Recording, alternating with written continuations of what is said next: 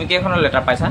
মই 5টা বিষয়ত লেটাৰ পাইছোঁ আৰু মই জিঅ'গ্ৰাফিত 95 আৰু ছ'চিয়লজিত 97, অসমীয়াত 94, এডুকেশ্যনত 84 আৰু পলিটিকেলত 88 পাইছোঁ আৰু ইংৰাজীত মই 66 পালোঁ। এইটো বিষয়ত কম পালোঁ।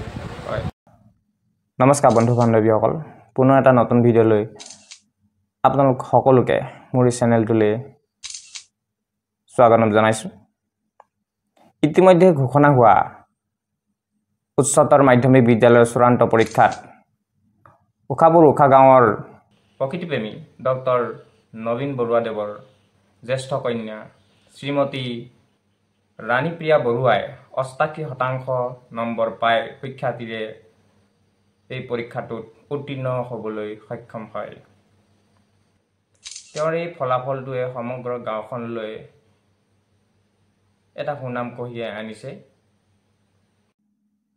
আহকচোন আজি তেওঁৰ মুখৰ পৰা তেওঁৰ প্ৰতিক্ৰিয়া আৰু তেওঁৰ প্ৰস্তুতি কেনেধৰণৰ আছিল আৰু ভৱিষ্যত পৰিকল্পনা কেনেধৰণৰ হ'ব তাৰ বিষয়ে আমি সবিশেষ জানিবলৈ চেষ্টা কৰোঁ। আহক, তোমাৰ পৰিচয়টো আমাৰ দৰ্শকসকলক জনোৱা প্ৰথমতে। নমস্কাৰ, মোৰ নাম শ্ৰীমতী ৰাণীপ্ৰিয়া বৰুৱা। মই উখাপুৰ খনিকৰ গাঁও নিৰ্বাসী। এবাৰ এইচএছ পৰীক্ষাত তুমি কিমান শতাংশ পাবলৈ সক্ষম হৈছা? এইবাৰ উচ্চতৰ মাধ্যমিক পৰীক্ষাত মই 88% পাবলৈ সক্ষম হৈছোঁ। তুমি কেইখন লেটাৰ পাইছা?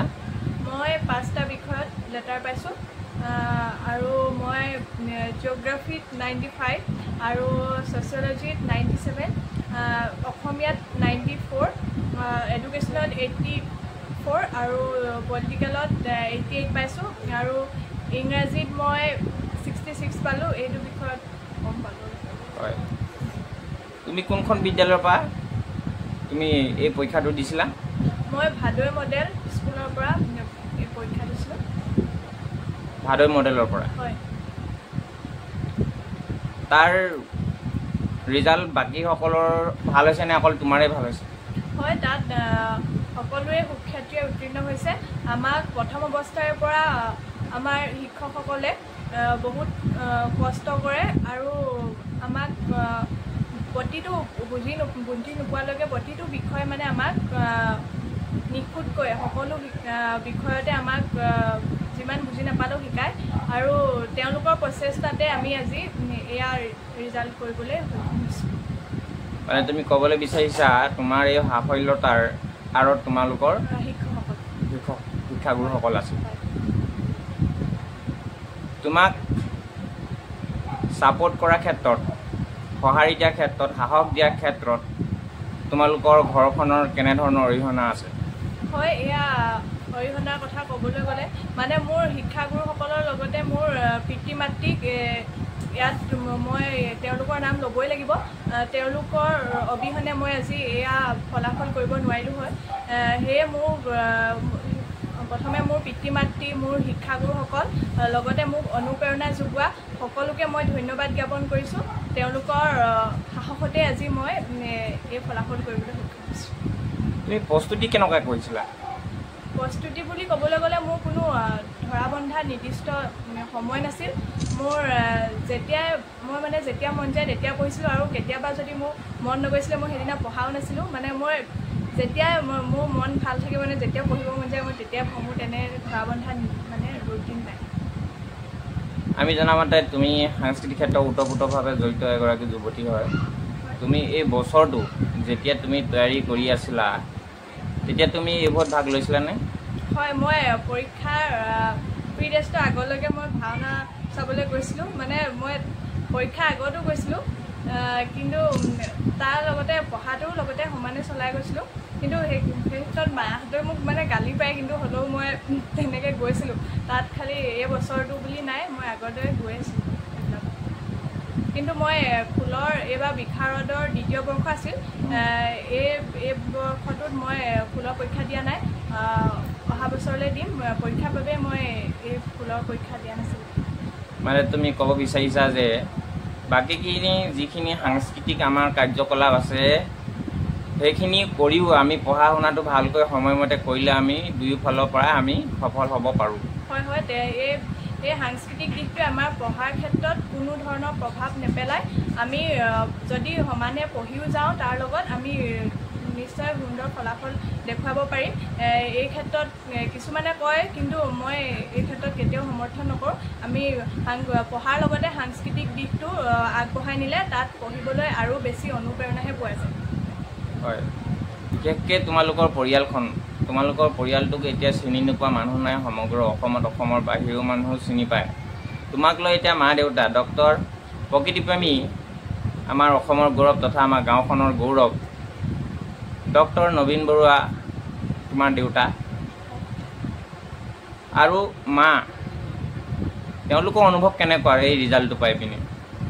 ৰিজাল্টটো পাই সকলোৰে ভাল লাগিছে। তেওঁলোকক যে সুখী কৰিব পাৰিছোঁ মই বেছি ভাল লাগিছে। তোমাৰ ভৱিষ্যতৰ পৰিকল্পনা কি?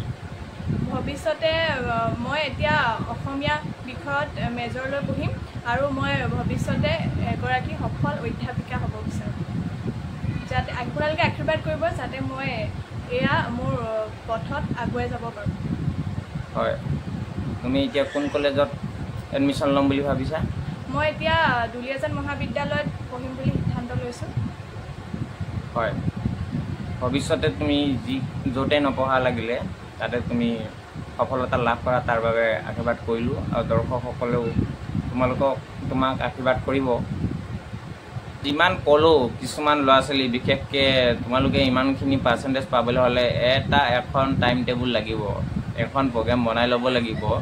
নিৰ্দিষ্টকৈ আমি চাবলৈ গ'লে 6 ঘণ্টা বা 8 ঘণ্টা কিবা এটা টাইম আমি বান্ধি লৈ সেইটো আমি টাইম মেইনটেইন কৰিবই লাগিব, নহ'লে আমি ছাবজেক্টখিনি ক্লিয়াৰ কৰিব নোৱাৰোঁ, চিলেবাছ আমাৰ কমপ্লিট হ'ব নোৱাৰে তেনেকৈ। তুমি এতিয়া কোৱাচোন, তুমি মিনিমাম কিমান ঘণ্টা পঢ়িছিলা? বিশেষকৈ পৰীক্ষা দিয়াৰ মানে 6 মাহ পূৰ্বৰ পৰা তুমি কিমান ঘণ্টা মেইনটেইন কৰিছিলা?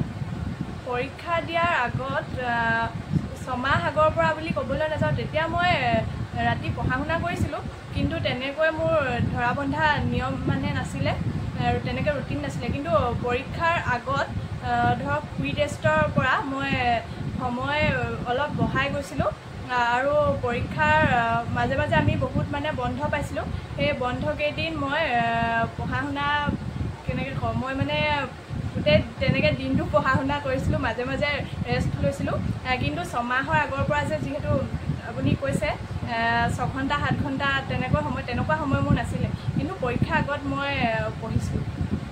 হয়, এতিয়া ইংৰাজীত তুমি যিহেতু বাকীবোৰৰ তুলনাত কমকৈ নাম্বাৰ পাইছা, তুমি নিশ্চয় জানিবা তোমাৰ ক'ৰবাত সমস্যা হৈছিলে। এতিয়া এই সমস্যাখিনি কথা ক'লে বহুতে ইংলিছত কম নাম্বাৰ পাইছে এবাৰ বা হয়তো ভৱিষ্যতলৈও পাব। তুমি যদি সেই প্ৰব্লেম বা সমস্যাখিনি কথা কোৱা, সেইখিনিৰ ওপৰত যদি কোনোবাই কাম কৰে, ল'ৰা ছোৱালীবোৰে কাম কৰে তাৰ ওপৰত, তো তেতিয়াহ'লে নিশ্চয় তেওঁলোকৰ নাম্বাৰ ভাল হ'ব আৰু স্কিলটো ভাল হ'ব। তো তুমি কি ক'বা, কোনখিনি ক্ষেত্ৰত তুমি সমস্যা সন্মুখীন হ'বলগীয়া হৈছিলে? মই মানে সৰুৰে পৰা যদি প্ৰত্যেকটো বিষয়ে যদি প্ৰথম অৱস্থাৰ আৰম্ভণিৰে পৰা ভালদৰে শিকি যায় তেতিয়াই সফলতা আশাপথ। কিন্তু মই যিহেতু ইংৰাজী বিষয়টো মই মানে টান পাইছিলোঁ, মই তাত বেছিকৈ সময় দিয়া নাছিলোঁ, মোৰ সেইবাবে আজি এনেকুৱা হ'ল। কিন্তু এইটোৱে ক'ব বিচাৰিছোঁ যে যেতিয়া মানে যিটো চিলেবাছত থাকে প্ৰত্যেকটো ক্লাছৰে, সেই চিলেবাছৰ মতে যদি ভালদৰে প্ৰথম অৱস্থাৰ পৰা পঢ়ি যায় তেতিয়া প্ৰত্যেকটো বিষয়ে পাৰিব। সেয়ে সৰুৰে পৰাই এয়া ব্যাকৰণ হওক, গ্ৰামাৰটো মানে সৰুৰে পৰা ভাল হ'ব লাগিব, সেইটোৱে মই এতিয়া মানে বুজি পাইছোঁ। ক'ব বিচাৰিছা তুমি তোমাৰ গ্ৰামাৰত যিমানখিনি তুমি তাৰ কাৰণে সাজু হ'ব লাগিছিলে, যিমানখিনি তৈয়াৰী কৰিব লাগিছিলে, কোনোবা এডোখৰত তোমাৰ ৰৈ গ'ল, নহয় জানো? অৱশেষত তুমি কি ক'বা? তোমাৰ যিসকল অনুজ আছে, উঠি অহা প্ৰজন্মক তুমি কি ক'বা? তোমাৰ ফালৰ পৰা উৎসাহ উদ্দীপনা জনাবৰ কাৰণে তুমি কি ক'বা? মই এতিয়াও পৰামৰ্শ দিব পৰা হোৱা নাই, কিন্তু মই এইটোৱে ক'ব বিচাৰিছোঁ যাতে তোমালোকে ভালদৰে পঢ়া শুনা কৰা, সময়ৰ কাম সময়ত কৰি যোৱা আৰু সময় সদব্যৱহাৰ কৰি তোমালোকে পঢ়া শুনা কৰি যোৱা, সেইটোৱে মই কামনা কৰিছোঁ। এতিয়া সাংস্কৃতিক ক্ষেত্ৰত তোমাৰ নেক্সট পৰিকল্পনা কি তুমি কেনেদৰে এতিয়া আগবাঢ়ি যাবা তোমাৰ প্ৰজেক্ট কিবা আছে নেকি এতিয়া ভাবিছোঁ আমি যুৱতী ভাওনা এখন কৰিম বুলি আপোনালোকে আশীৰ্বাদ কৰিব আপোনালোকৰ সহায় সহযোগিতা কামনা কৰিছোঁ যাতে আমি আগবাঢ়ি যাব পাৰোঁ সেয়ে আৰু এতিয়া মই ফুলৰ শিক্ষা লৈ আছোঁ পৰিকল্পনা এই আৰু যাতে সাংস্কৃতিক জগতখনত আগুৱাই যাব পাৰোঁ আপোনালোকে আশীৰ্বাদ কৰিব হয় এয়া হ'ল ৰাণীপ্ৰিয়া বৰুৱা তাইৰ লগত কথা বতৰা পাতি ভাল লাগিলে সকলোখিনি প্ৰশ্ন উত্তৰ তাই ভালকৈ সুন্দৰকৈ আমাক ক'লে আৰু ভৱিষ্যত প্ৰজন্মই বা তেওঁৰ অনুজসকলে নেক্সট ইয়েৰ বা আহিবলগীয়া এক্সামবোৰত কেনেকুৱা বিষয়ত কেনেকৈ পঢ়িলে আচলতে বিশেষকৈ ইংৰাজী বিষয়টো লৈ হওক বা বিভিন্ন বিষয়ৰ ক্ষেত্ৰত কেনেকৈ টাইম মেনেজমেণ্ট কৰিলে আৰু অধ্যাপকৰ লগত যদি সৈতে আমি যদি পঢ়া শুনা কৰোঁ তেতিয়াহ'লে আমি আশাপ্ৰদ আমাৰ নাম্বাৰখিনি আমি পাবলৈ সক্ষম হ'ম আমি সাফল্য অৰ্জন কৰিবলৈ সক্ষম হ'ম এই বিষয়ে তেওঁ ক'লে আজি ভিডিঅ'টো ইমানেই যদি ভিডিঅ'টো চাই ভাল পালে লাইক শ্বেয়াৰ কমেণ্ট কৰিব চেনেলটো ছাবস্ক্ৰাইব কৰিব এতিয়া মোৰ লগত কথা পাতি কেনেকুৱা লাগিলে বা আমাৰ দৰ্শকসকলৰ বাবে তুমি দুআষাৰ কৈ দিয়া হয় ভাল লাগিলে আপোনাক আন্তৰিক ধন্যবাদ জ্ঞাপন কৰিছোঁ আৰু এইখিনিতে মোৰ সমূহ শিক্ষাগুৰুসকললৈ আৰু মোৰ পিতৃ মাতৃ আৰু মোৰ সমূহ শুভাকাংক্ষীলৈ মোক যিসকলে অনুপ্ৰেৰণা যোগালে সকলোকে ধন্যবাদ জ্ঞাপন কৰিছোঁ তেওঁলোকৰ বাবে আজি মই এই ফলাফল কৰিবলৈ সক্ষম হ'লোঁ আৰু আপোনাক বিশেষভাৱে ধন্যবাদ জনাইছোঁ সকলোৰে লগত মোক পৰিচয় কৰাই দিয়াৰ বাবে ধন্যবাদ আপোনালোকে আশীৰ্বাদ কৰিব যাতে মই ভৱিষ্যত জীৱনত আগবাঢ়ি যাব পাৰোঁ ধন্যবাদ